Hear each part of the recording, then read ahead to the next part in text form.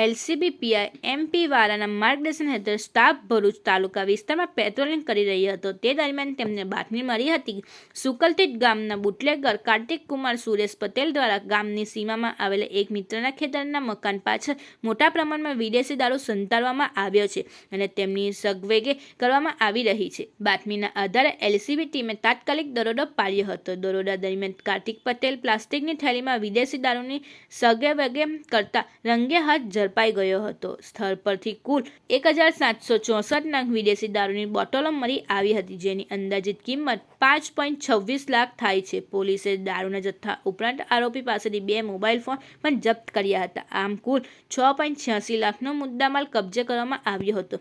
આ મામલે કાર્તિક કુમાર સુરેશ પટેલની ધરપકડ કરીને કાયદેસરની કાર્યવાહી હાથ ધરવામાં આવી છે.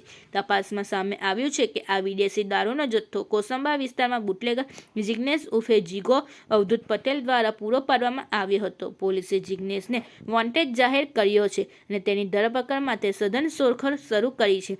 ભરૂચ જિલ્લામાં ગેરકાયદેસર દારૂના વેપારમાં અંકુશ લાવવા માટે પોલીસ દ્વારા આ પ્રકારની કાર્યવાહી ચાલુ રાખવામાં આવી છે.